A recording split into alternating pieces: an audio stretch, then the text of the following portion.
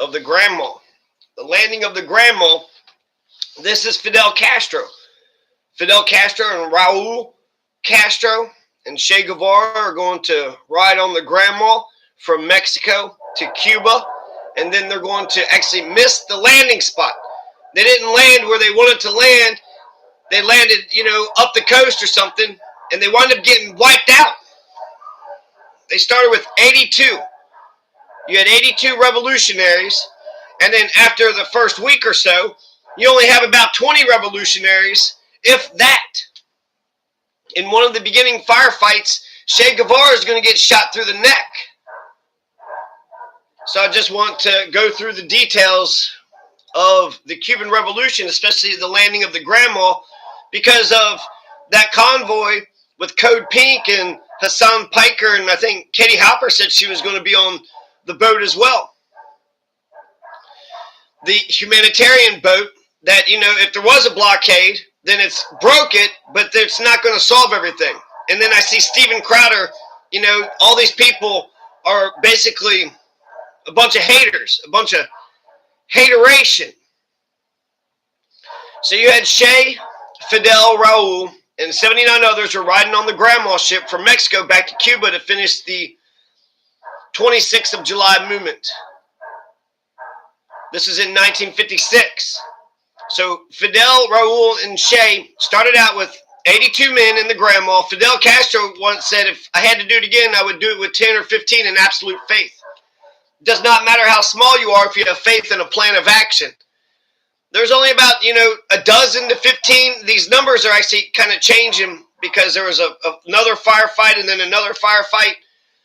They're not even going to do any type of, military offensives until they go to the mountains and regroup. Then they, start their revolution.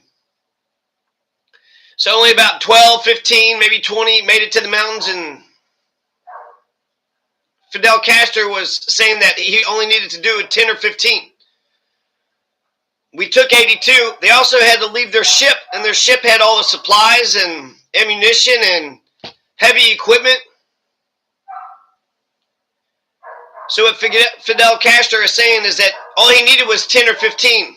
I guess the ones that made it to the mountain, and absolute faith. If you had 10 or 15 and absolute faith and a plan of action, then the revolution will be victorious. So Fidel Castro is just saying that if you have that revolutionary will and the correct strategy, that's more than the starting size. And it's pure foco bravado. They call it the foco theory.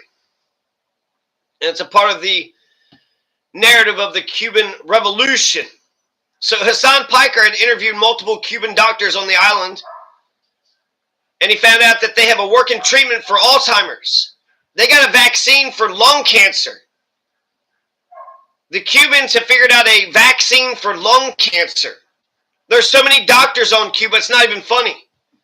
And if the idea was that communism will fail because you'll eventually run out of other people's money, this revolution started in 1956, and here it is 70 years later, and it's still going strong. And what the U.S. government is doing to Cuba is just so despicable and so disgusting. Cuba didn't do anything. There was no imminent threat. There was no threat of attack. People are just still butthurt that you have a socialist nation in this hemisphere, and it's so close to the United States. But the Cuban doctors have a treatment for Alzheimer's. They got a lung cancer vaccine. The Cubans are well known to have doctors all throughout the world. So Cuba was exceptionally ripe for revolution in a way that Che's later attempts never were. Che is going to go to Bolivia. Che is going to go to the Congo. But he wasn't able to get the same results that he got in Cuba, and he was Argentine. So in a way, Che Guevara was a foreigner. Kind of like how Lafayette was. I just heard some of the podcast, PBD podcast, says that, in our revolution, when we were fighting the British, we didn't go to the French. Holy shit, if it wasn't for the fucking French, we wouldn't have won our revolution. We needed the French. Without the French, we wouldn't have won. So in Cuba, Batista, that scoundrel, his regime was widely hated. He was corrupt, brutal, tied to the mafia, business interests, had massive inequality, rural poverty, middle class that had turned against him. So the Havana, that's where, the mafia, the casino, prostitution, there were American companies, American businessmen. So it kind of used to be the Las Vegas before Las Vegas. The 26th of July movement could tap into genuine popular anger, urban networks, and a rural guerrilla base in the Sierra Maestro. The Granma landing, 82 men in December 1956, was a disaster. Most were killed or scattered, but the dozen or so survivors, including Fidel, Raul, and Che, rebuilt from almost nothing because the objective conditions were there. Che's FOCO theory that a small guerrilla nucleus sparks a wider uprising worked in Cuba, and it flopped everywhere else. Che's Congo expedition in 1965 and the Bolivian campaign, 1966 to 67, failed precisely because those places were not ripe. The people need to want change. The people need to want revolutionary change. You can't just expect to march through a neighborhood and says, hey, let's get some change. They need to know who you are. They need to know what the tactics are, and they need to know what's going to happen after this campaign. Cuba was ready. Cuba was ready. Fidel Castro, the 26th of July movement, was the attack on the barracks, and then he's going to have a trial, and then he says, history will absolve me. And so there are actually supporters in the city and in the countryside of the 26th of July movement, even though Fidel Castro had gone AWOL.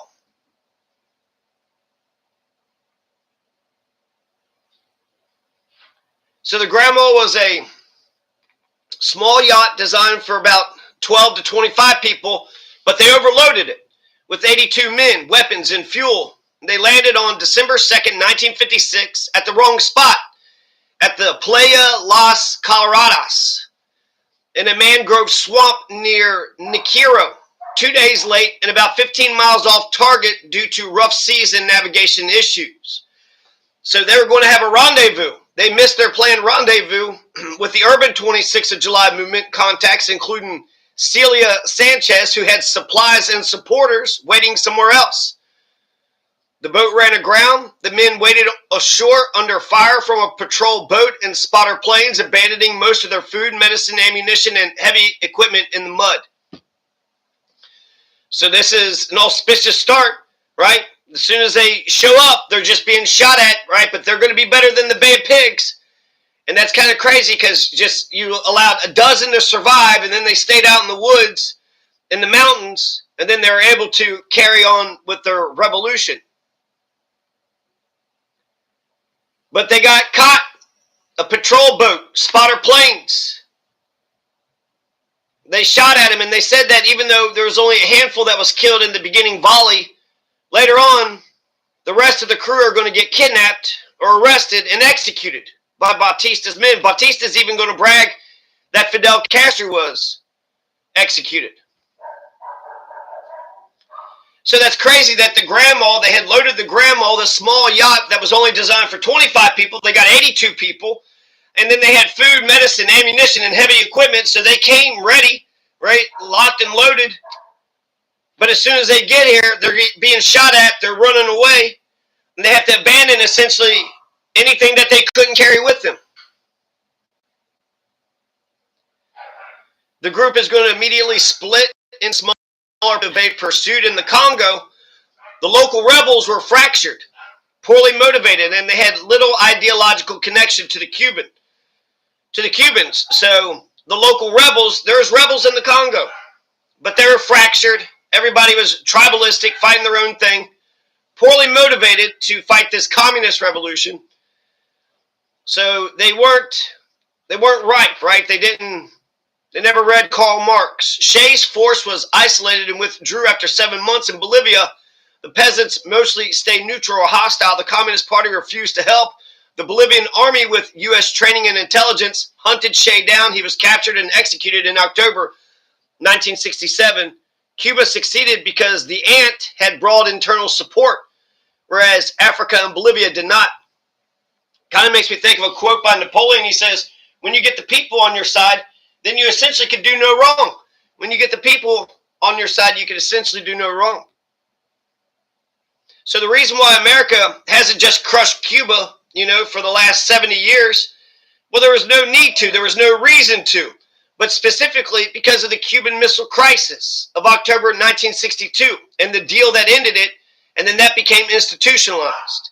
So because of the Cold War, because the USSR had existed, until 1991. So for 30 years, they had the USSR, kind of the bully.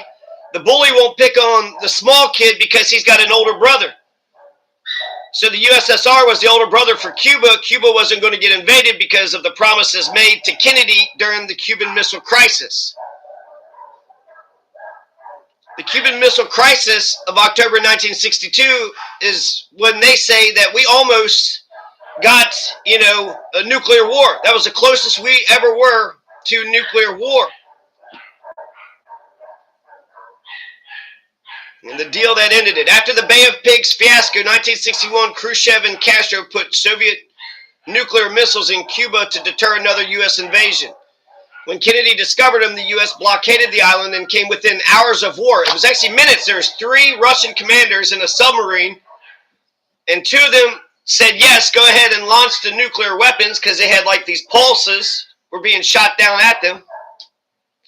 But the third Soviet Russian, said no. That's how close we were to nuclear Armageddon. So Khrushchev and Kennedy are going to work out this deal that they were going to remove the missiles from Cuba as long as America removed the missiles from Turkey. And the United States gave a clear, although initially private, later understood as binding pledge not to invade Cuba without direct provocation. So Kennedy was like, I'm not going to invade Cuba, all right? Just get your nuclear weapons out of here. I won't invade Cuba. Get your nuclear weapons out here. Because very much you have a right to defend yourself. You also have a right to defend somebody else. So if the U.S. wants to invade a country, then other countries have a right to defend that country being invaded, especially if they did not provoke it, especially if they were not an immediate, imminent threat, especially if they did not invade the United States. So that's one big problem with, invading Venezuela or invading Nigeria, Somalia. I know we just bombed them. I mean, we were in Venezuela for a minute, stole all that oil.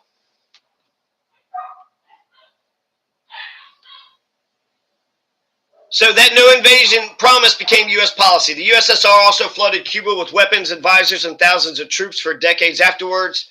Created a real military deterrent. Invading would have meant fighting Soviet forces on Cuban soil and risking nuclear escalation. Even after the Soviet Union collapsed in 1991, every subsequent U.S. administration honored the spirit of 1962 understanding, and there was never a good case. Why are you invading Cuba? For a political reason? For a military reason? For a full-scale invasion? That would have looked like another Vietnam or Iraq. Cuba is known for sending their doctors all over the world. They're infamous. The vaccine to stop lung cancer is the CIMA-Vax EGF. CIMA, CIMA-Vax EGF. And the CIMA-Vax EGF is a therapeutic lung cancer vaccine developed in Cuba by the Center of Molecular Immunology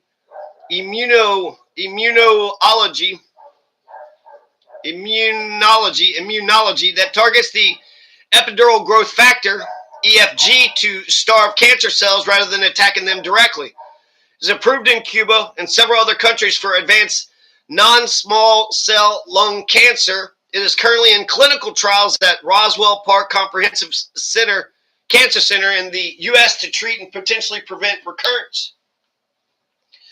So now we're on December 3rd to the 4th, right? So they landed on December 2nd. They got shot at. They scattered. They left most of their equipment. They're scattered. They're being bombarded from the air. The survivors, they're still in separate groups. They began trekking inland toward the Sierra Maestra.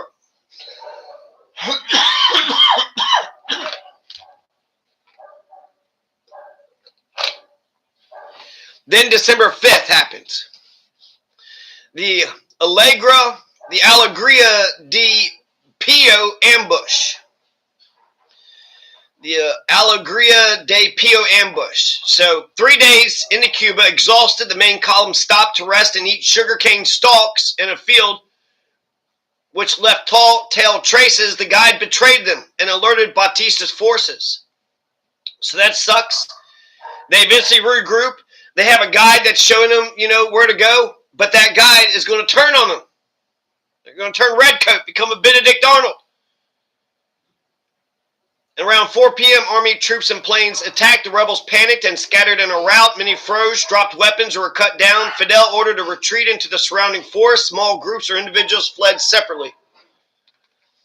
In the days and weeks that followed, the survivors wandered in tiny bands, sometimes just 2 to 4 men or alone, through the sugarcane fields and dense forest, evading patrols. Many more were hunted down, captured, executed in the following days. Batista is going to announce Fidel Castro was dead. The core survivors slowly regrouped. Initially, Fidel Castro's small group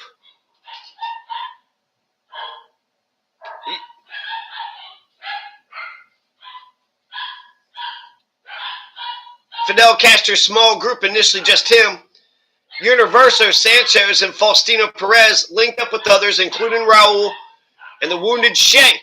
So that's interesting. I never heard of this Universo Sanchez or Faustino Perez. Who are these people? They're part of the revolution too. Fidel and Raul, they're going to be the leaders. Che Guevara, we all know him, but who's this Universo Sanchez and Faustino Perez?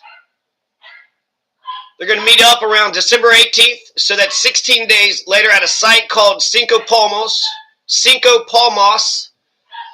then moved deeper into the mountains. By late December, they numbered 20 to 30 men, no caves or tunnels. They just relied on the rugged, densely forested terrain of the Sierra Maestro Mountains, especially around Pico Turquino, for natural cover. They moved constantly. They had a nomadic phase, in Che's word, to avoid detection, using the hills, forests, and poor roads against a larger army that struggled in the terrain. Fidel Castro has sent Cuban troops all over. Fidel Castro has sent troops to Mozambique, Angola, Ethiopia, Grenada, Venezuela. Fidel Castro sent the largest amount of troops to Angola. It was known as Operation Carolina.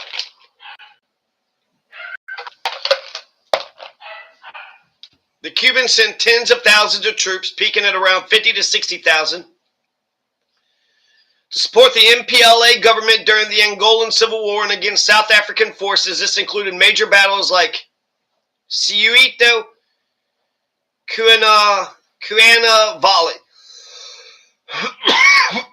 In Ethiopia, 1977 to 1978, Cuba deployed up to around 16 to 17,000 troops to support Mengistu Haile Mariam's government during the Ogaden War against Somalia. So Cuba might have friends in Mozambique and Angola and Ethiopia and Grenada and Venezuela. When Ronald Reagan invaded Grenada, they said there was Cubans there. When Maduro was kidnapped, they said they killed 32 Cubans who was helping to protect Maduro. Democratic Republic of the Congo, then Zaire, Congo Kinshasa. In 1965, Cuba sent hundreds of personnel, including Che Guevara, leading a force to support the Simba rebellion during the Congo crisis.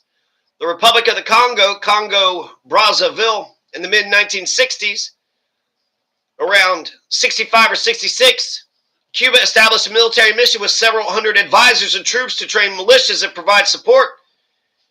In Guinea-Bissau, from the late 1960s to 1974, Cuba provided troops and advisors to support the PAIGC independent struggle against the Portuguese colonial rule. In Nigeria, in the early 1960s, post-independence, around 63 to 65, Cuba sent military missions and troops for training and support following the border conflict with Morocco. Early earlier aid went to rebels during the Independence War. So what does this mean? Fidel Castro sent troops all over the place. In Algeria, in Guinea-Bissau, the Republic of the Congo, Mozambique, Angola, Ethiopia, Grenada, Venezuela, Angola. 17,000 went to Angola. This is really what the United States should be doing. Instead of putting a military base and then trying to dominate everybody, they should get immerse themselves into the culture, and then make sure that they stand on the side of the constitutional forces. If there's anything that we should be leading with, it should be our Bill of Rights. Isn't that why they told us we went to Iraq? To give them freedom and democracy, and isn't that why 9/11 happened? Because they're jealous of our freedoms? And yet there's a lot of Americans that don't even give a damn about the Bill of Rights. So even to the people that are to the left of me, if you're an anarchist or, communist, somewhat you're to the left of me, do you believe in individual rights? Because that's kind of to the left of you, isn't it? There's a lot of diehard Stalinists. I want to mention Stalinists for a second, because people want to act like because they have a crazier ideology that somehow that makes them better than you. And I oscillate between some of them, but Stalinism is just authoritarianism. That's totalitarianism. Marx wanted to get rid of the state, and Stalin kept the state for decades. So people want to say, I've heard Jackson Hinkle talk about the Trotskyist. Oh, the international Trotskyist, that's the problem. And if the idea is everybody's supposed to be a Stalinist, and if you're not a Stalinist, then you're a Trotskyist. Lenin wasn't a Stalinist. Marx wasn't a Stalinist.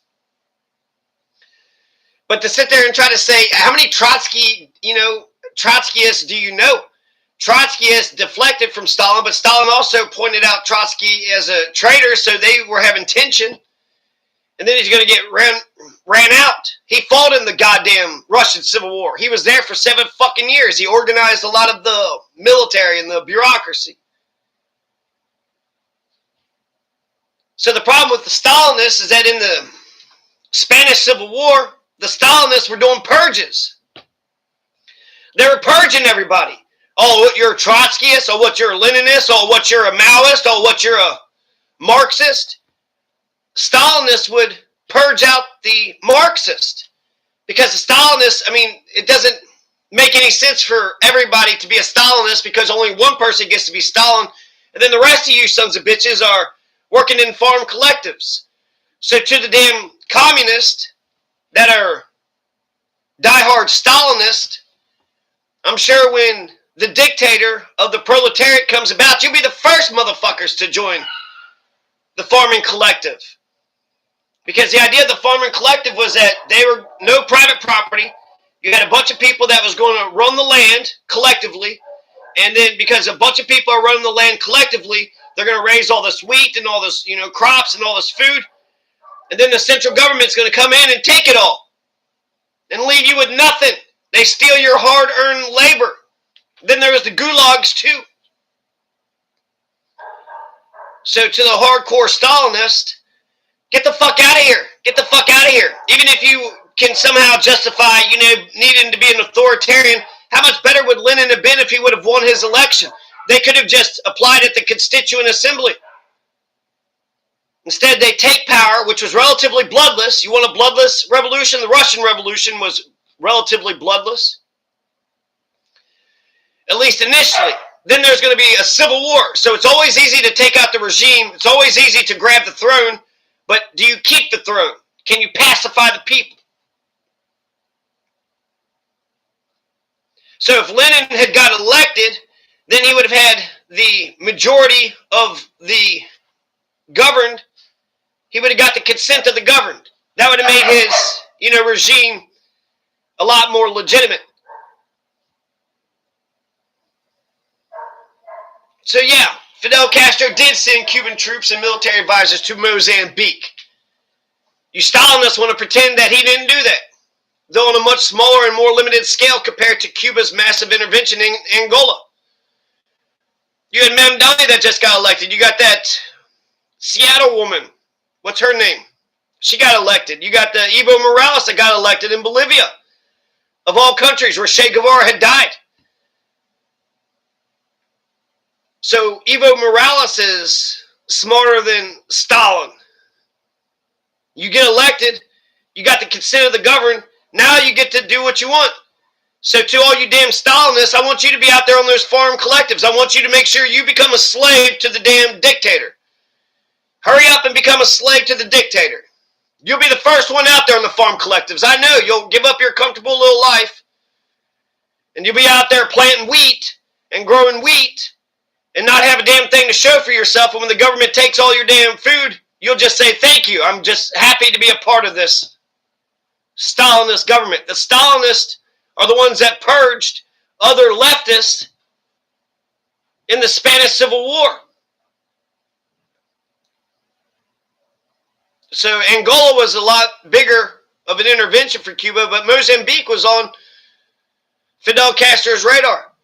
Cuba's involvement there was part of its, what about Castro? You Stalinists, you ignore a lot of fucking, socialists out here. Stalinists pretend there was no Castro. They pretend there was no Mao. They want to pretend there was no Marx. They want to pretend that there was no Lenin or Trotsky.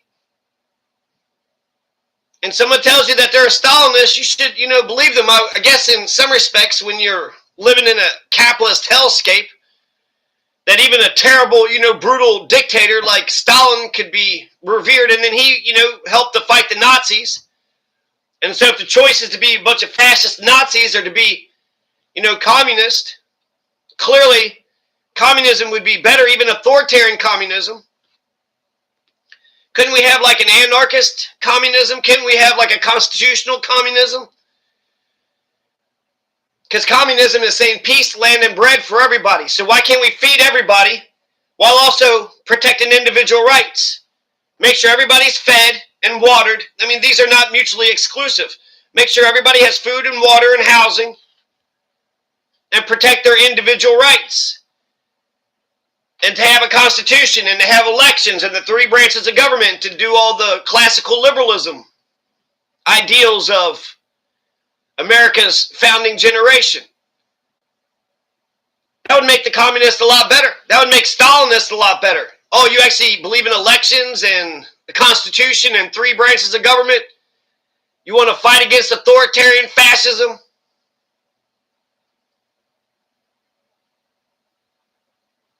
So Cuba's involvement there was part of its broader Cold War policy of internationalist solidarity with Marxist-aligned liberation movements and post-independence governments in Africa. Starting in the late 70s, after independence, Cuba sent hundreds of military advisors, about 300 to 1,000, at its peak in the 80s to train the Mozambican army, the FPLM, in counterinsurgency, logistics, and conventional warfare. Counterinsurgency, that's interesting. There are also Cuban doctors, teachers, and civilian technicians, part of the broader cooperation. Unlike Angola, where Cuba sent up to 50,000 combat troops at the peak. 50,000 troops? What's Angola? What was going on in Angola? No major Cuban combat units fought directly in the large battles in Mozambique. The presence was significant for training and morale, but not decisive like in Ethiopia or Angola. So around 60 to 67 of the original 82 revolutionaries on board the Granma are going to get killed or captured and executed in the immediate aftermath as soon as the Granma landed. So I'm a little bit worried about Code Pink. I'm a little bit worried about Hassan Piker. I saw that Freedom Flotilla going to Gaza, and the whole world was watching them. I'm not for sure who's watching any of these people. I mean, I guess was it Switch or something? What's that streaming service Hassan is on? Twitch? Is that where all this is at, or are they just not streaming it? Maybe they're just kind of keeping it hush-hush. They just want to get the humanitarian aid there. And it's not going to be enough. You got 8 million, 9 million people in Cuba. 5.5 million people in Kentucky.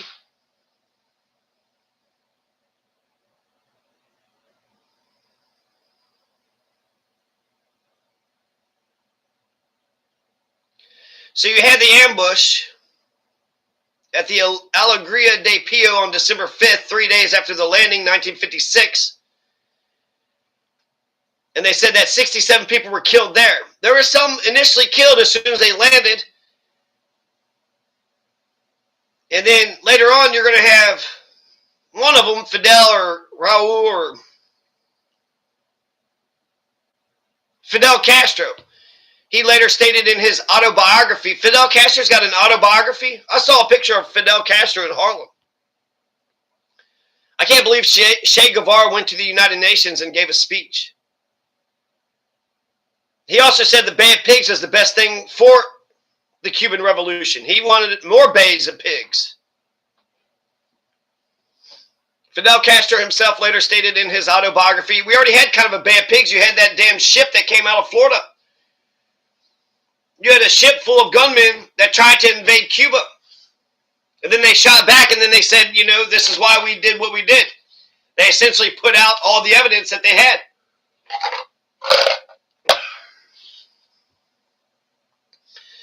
And the U.S. government pretended that, you know, these guys had like all the guns and all the weapons in the world, but they were just, you know, diehard citizens who wanted to get the revolution, the anti-revolution started.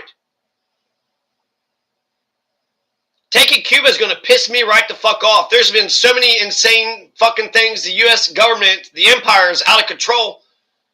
And if we're witnessing the collapse of the empire, then we probably should have some plans about how to mitigate the damage.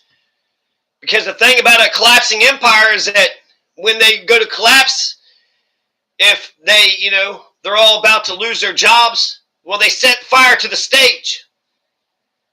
What's his name in Leclerc in Haiti when he was losing to smallpox because Napoleon wanted to reinstitute slavery in Haiti. Leclerc, while he's dying of smallpox and seeing his men die of smallpox, is thinking that, you know, it all was going to be lost. So he suggested just everybody, murder everybody, genocide everybody, and then import new people into. So after the Granma lands in Cuba, within a few days, 60 to 70 people are killed. Fidel Castro said that only 6 died in the actual fighting, with an additional 55 captured and executed afterwards. Other historical accounts put rebel deaths at 60-62. This roughly left 12 to 22 survivors who eventually regrouped in the Sierra Maestro. I'd like to, if I went to Cuba, I'd like to check all these places out.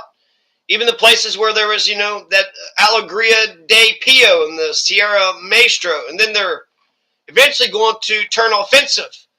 They're going to turn offensive in the La Plata raid. So the Alegria de Pio, there's going to be a massacre. And you only got, you know, a dozen, maybe 2 running around Cuba somewhere. And then they regroup in the Sierra Maestro. How did they know where to regroup at? And then you had about 12 to 20 as the core group that's going to continue the fight. Some people are going to get captured or some are going to abandon the effort. So the specific numbers, you know, varies. But Che Guevara was wounded in the neck. Fidel Castro was there. Raul Castro was there. And then there was those other 2 guys. We should say their names, you know, 20 times just to get it into our permanent memory banks. Because they were there first. It's kind of crazy that, you know, you had 80-something revolutionaries, 60 of them got killed, and then you don't talk about them anymore. Celia Sanchez is one of the contacts on the ground. But at first, Fidel Castro didn't even have Che and Raul. He had Universo Sanchez. Just Universo Sanchez and Faustino Perez. Universo Sanchez, Universo. That's a pretty sweet first name. Not Universal, but Universo. And then Faustino Perez, Universo Sanchez. And then that makes me wonder, is Celia Sanchez related to Universo Sanchez? Che Guevara is a good model for being a man. What was the motto in the U.S. Revolution? Resistance to tyranny is obedience to God. So standing up to tyranny is the ideal of American manhood.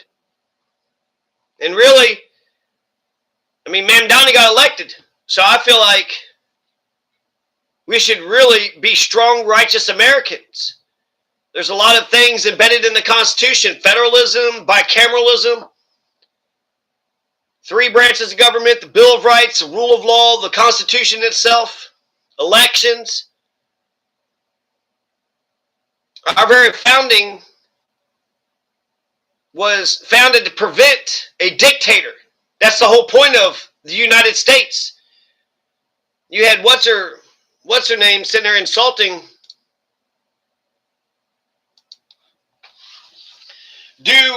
dissidents, was making fun of Marianne Williamson. But if you don't believe in Marianne Williamson, because she had said several things, even Auschwitz was efficient, and then she said that the point of being American is that we all have the same foundational documents. So it was the ideals that we had founded this country on. And I like that. Coalescing ourselves around our own founding documents instead of this racist Confederacy, John Wilkes Booth bullshit.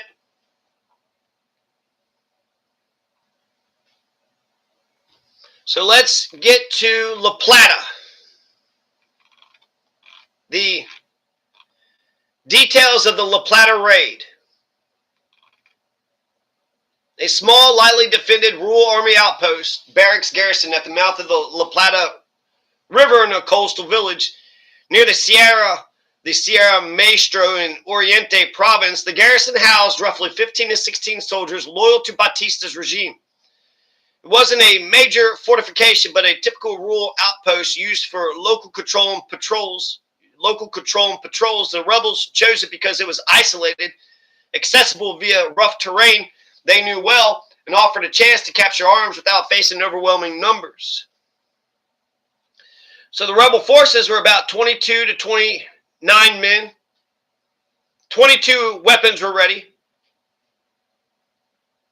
And then key leaders of the La Plata raid, this is when the Cuban Revolution goes from defensive to offensive. You had Fidel Castro, Raul Castro, Che Guevara, Camilo Cienfuegos, Juan Almeida, and other Granma survivors. So who's this Camilo Cienfuegos and Juan Almeida? Juan Almeida and Camilo Cienfuegos? We're not told about them. The rebels scouted the site for days, practicing marksmanship and planning an ambush-style attack. They crossed the shallow La Plata River at night, took 2 local peasants into custody to prevent alerting the garrison, and positioned themselves for a multi-pronged assault around 2:40 a.m. The attack formation was Camilo Cienfuegos and a few men from the right flank, Fidel Che and others from the center, Raul Almeida and the rest from the left. Fidel opened fire with machine gun burst, followed by the rest of the group. The element of surprise was total. The soldiers were asleep or unprepared. Fighting lasted under 2 hours. One notable detail, the rebels executed a known informer, murderer, Chicho Osorio, as soon as the shooting had started. The garrison resisted briefly, but surrendered after rebels, led by Camilo, entered the barracks. The rebels set fire to the quarters before withdrawal. So the outcome or the casualties was 0. 0 killed or seriously wounded for the Cuban revolutionaries at the La Plata raid, the La Plata campaign. Che Guevara said they didn't even get a single scratch, no scratches. On the government side, 2 were killed, 5 were wounded, some severely, 3 were captured, and the others fled. The rest surrendered or escaped, and the captured booty was 8 Springfield rifles, 1 Thompson submachine gun, Tommy Thompson, straight out of Covington. About 1,000 rounds of ammunition, cartridge, belts, knives, clothing, food, fuel, and other supplies. This roughly doubled the rebels' firepower and sustained them for further operations. So that turned out to be pretty good. La Plata got them 8 rifles, a submachine gun, 1,000 rounds, cartridge belts, knives, clothing, food, fuel. As Che Guevara had described it, the victory had an electrifying effect far beyond the remote area. It proved that the rebel army existed and that the rebel army could fight effectively, which countered Batista's claims that the rebellion was crushed and it helped to build peasant support in the mountains. It was followed by more actions like the Battle of Arroyo del Infierno as the group grew.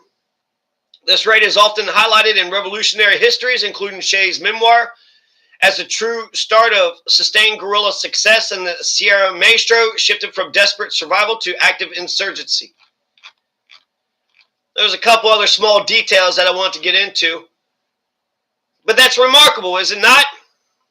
They start out with 82, they get cut down to about 20, and they're basically just chewing on sugar cane. The guide, one of the guides that was showing them, they called Batista up, and now they're shooting at him again. So the 20 Cuban revolutionaries who survived the landing of the Granma and the ambush at Alegrio de Pio, they're going to walk through the damn forest, walk through the mountains, walk through the forest, chewing on sugarcane. They're going to regroup in the Sierra Maestro. And then once they regroup, then they're going to do a raid on the La Plata military post, get themselves a bunch of weapons and fuel and food. And then ultimately they're going to win the revolution. They're going to take over.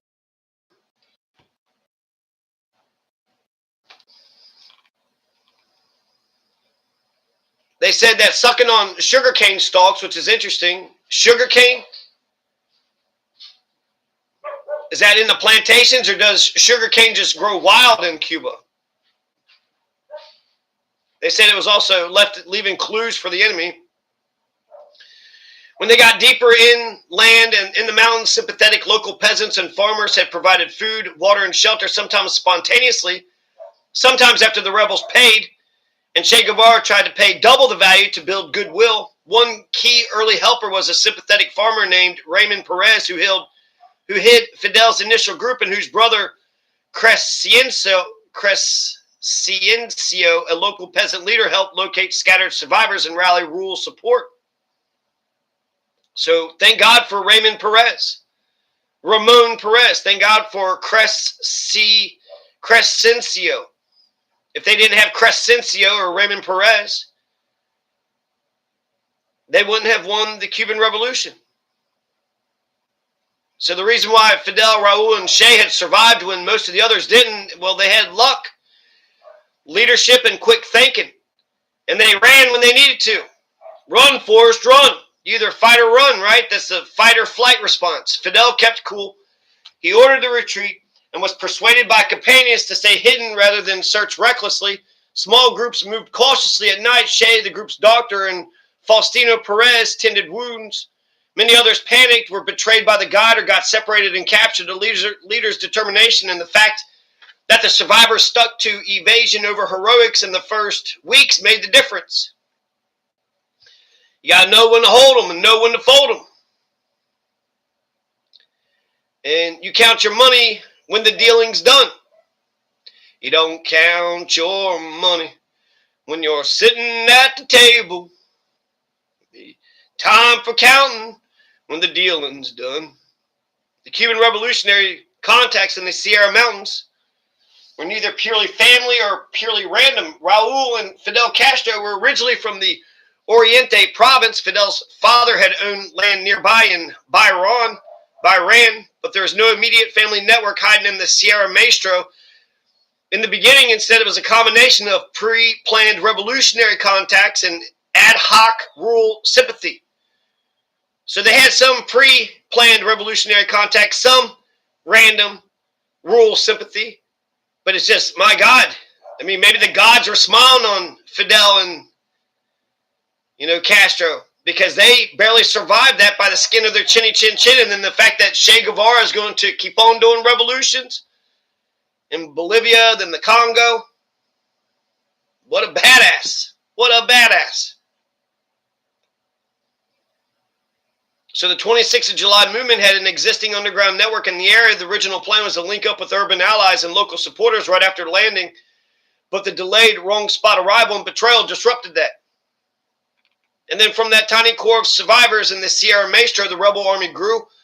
They launched its first raid, the La Plata raid, in January 1957, eventually toppled Batista, January 1st, 1959. So it's about 2 years and some months. The Granma landing, compare that to the American Revolution, which lasted for 7 years. 74, 75 is when it began, and then Yorktown was 1781, and then 1783 was the Paris Agreement. So 74 to 83, my God, that's freaking, 9 years. It only took 2 years for the Cuban Revolution to be victorious. It took like 7 years for the Russian Revolution to eventually be victorious. 2 years. The Civil War was 4 years. World War II was 4 years of our involvement, but it was like 5, 6, 7 years. January 17th, 1957. That's going to be the first successful military action by Fidel Castro's rebel forces. It's called the Combat of La Plata, or the Battle of La Plata. So January 17th, 1957, about 6 weeks after the Granma survivors had linked up, and roughly a month after the Alegria de Pio disaster, the small-scale Dawn assault marked the rebel army's first victory, boosting morale, proving the group's visibility, and providing much-needed weapons and supplies when the rebels were still very weak. So I made this stream in solidarity for the, Code Pink and the Hassan, Hassan streamer, and everybody that went. There's a lot of people that, faces and names that I don't recognize. And a part of me is glad that this Cuban convoy wasn't, popularized, because it's like you don't want them to go down, right? So you don't really want the world to know exactly where they're going to leave and then what direction they're going to go, because you want the Cubans to get that humanitarian aid.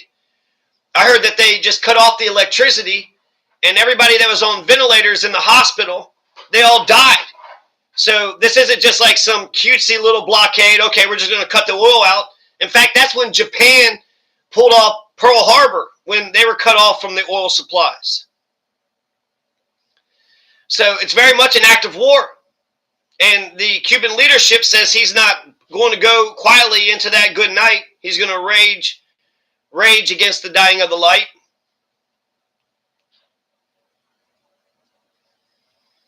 They've been under a blackout. They don't have electricity. They're using the electricity for their hospitals and the, essential things. Trash is piling up. It's rough for the Cuban people right now. And then the good old Fuhrer is going to go down there and give them democracy. He's not going to do voter suppression. So I'm glad that Hassan and then that Code Pink, I'm glad that they were able to go down there, and they were able to help somewhat. They helped a few people. You had the Russians, they sent out a ship, and it got turned away. They tried to send some oil, they tried to send some diesel, and somehow both ships were sent away, which I don't know how that happened. Were they shot at or something? Because that was the whole Cuban Missile Crisis thing. They had nuclear weapons on board the submarine going into Cuba. And again, Cuba's never done a damn thing to us. They haven't done a damn thing to us. It's like, hey, why'd you invade your neighbor's house and take over and keep all their stuff? Nah, I wanted it. This is just gangsterism. This is barbarism. This is terrorism. This is terrorism run amok. This Iran war, a clip where you had Leonardo DiCaprio, a clip of him in a different movie, but he was like, the president is lying. The president is lying to us. And I think that we are all going to die. Thinking about how, the Iran, you attacked them, the Ayatollah's dead, and then they started attacking all the military bases, and then they got the drones. And then they said that the second Ayatollah was also blown up and had a cut leg, and he was sent to Russia, and yet they're still sending drones. So that's 93 million people. There's 93 million people in Iran. And so if they are acting autonomously without leadership, you're not going to win hearts and minds. You're not going to win the people. And then the only way to truly win the Iran war, if you're to follow that logic, If most of the people in Iran are ready to fight to the death because, Persia's been around a long time, a lot longer than America. When that 300, Sparta versus Persia, 93 million people, that's about what, 1/4 of America, 1/3 of America? And if you can't win the people over, then that means you're going to be faced with the same situation that Leclerc was in Haiti. Oh, hell, maybe we should just kill everybody and then import a bunch of other people. And you think the world's going to sit by and watch you just kill 93 million people? Even if you have, 20%, say there's 20% that are a bunch of Pahlavi supporters or whatever. That means 80% of the country, we don't have any good numbers. But if they're shooting drone attacks without any leadership, then that means they're doing it by themselves. So that means that's a self-driving car. Have you ever seen a self-driving car? It just keeps running and running and running and running and running. I guess until it hits a brick wall. But we have to win the hearts and minds of the people. And then they've done the Strait of Hormuz, so now they're crashing the world markets. Trump even allowed the Iranian ships that had already set sail to sell their oil. So that's going to give money for the Iranian people and the government. What kind of war is this? What kind of weird war is this? Okay, we're going to declare war on this country. Can we at least sell our oil? Sure, go ahead. For a month. You get 1 month to sell your oil if you've already left the dock. Why? Because China needs their oil. China's going to, oil markets, the energy, it's going to keep on. We listen to the markets. So since the markets were spinning out of control, we allowed Iran to sell their oil. That's a dumb fucking war. That's the stupidest war ever. They say war is hell, except for the rich people in your enemy's country. It's like war is hell for the poor peasants, but the rich people in the enemy's country, let them go ahead and sell their oil that they want to sell.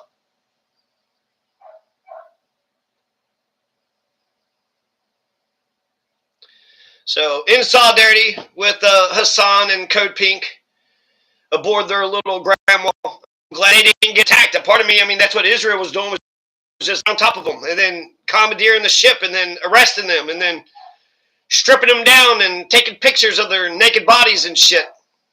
So part of me thought that's what was going to happen with Hassan Piker. And then Katie Hopper had said that she was going. I don't recognize most of the faces or the names, except for a handful of people. That Code Pink lady, whatever her name is, she's been around. She kind of pissed me off. I was in D.C. one time. I was like, Nader's going to, change the game. He's against the war. And she was like, yeah, I'm not going to endorse him. Which is crazy because she's been on the anti-war, But she's there. Medea Benjamin is there. Hassan Piker is there. I heard Katie Hopper was going. And I've seen pictures of just dozens and dozens of people that are down there. So thank God that they're down there. Thank God that they're down there. I don't know how much humanitarian aid they're able to give. When the Granma landed, they got shot at and they had abandoned their entire boat. I saw Hassan Piker had a thick stack of money.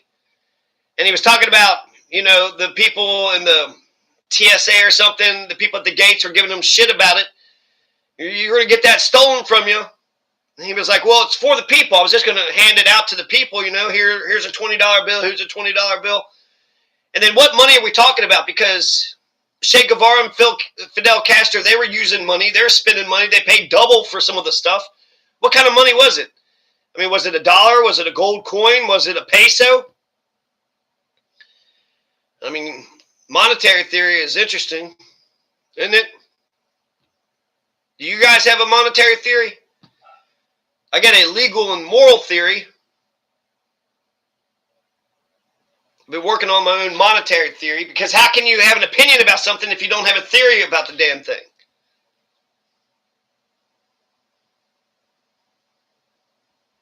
Che Guevara had the FOCO theory. And it's kind of like the Vanguard thing, right? So Che Guevara, Fidel Castro, they go in there, they're the vanguard, then they lead the uprising with the general population. That was their FOCO theory of revolutionary war. So he had that big stack of cash in his pocket, and he said even if he got robbed, who cares, because it was going to go to the people anyways. I guess I'm just trying to think of other things that I know about this. I hope that they do well. I'm thinking about the landing of the Granma, because that's Fidel, and when Che and Fidel landed in Cuba, they got shot at and 80% of their people were killed.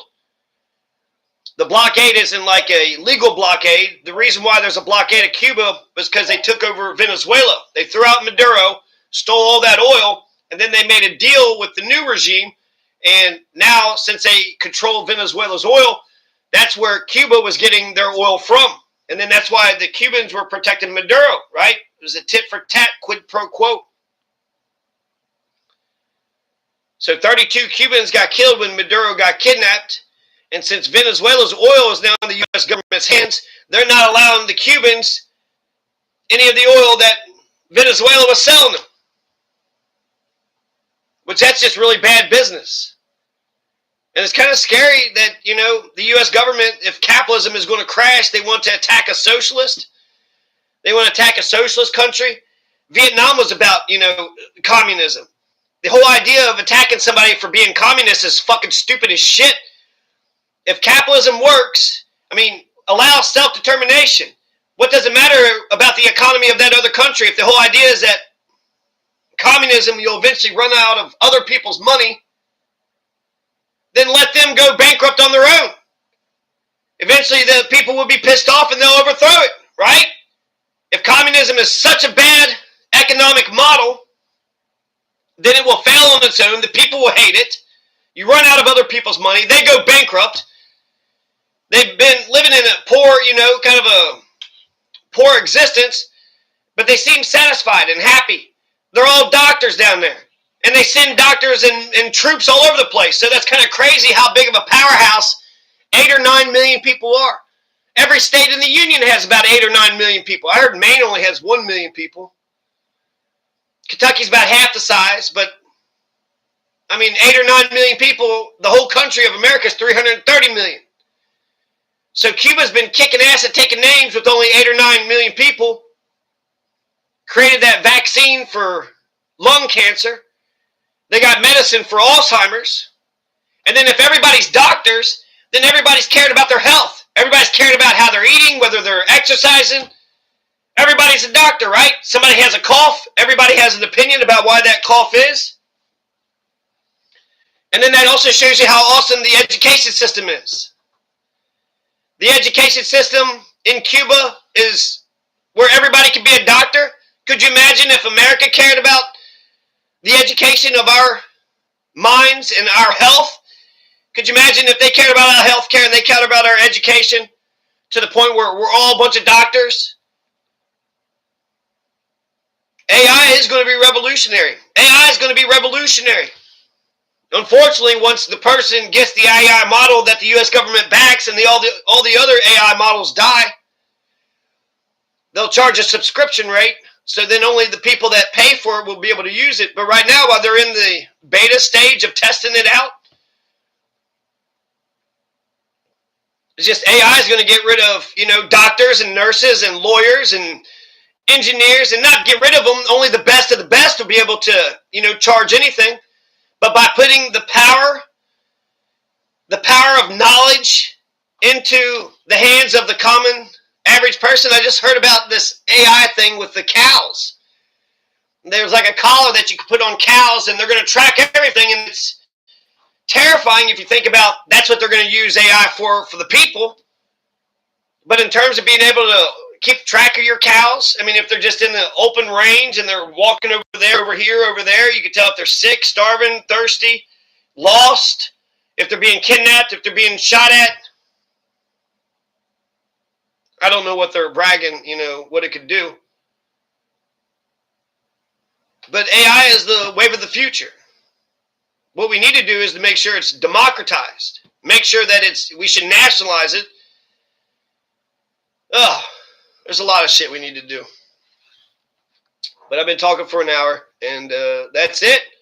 Peace out.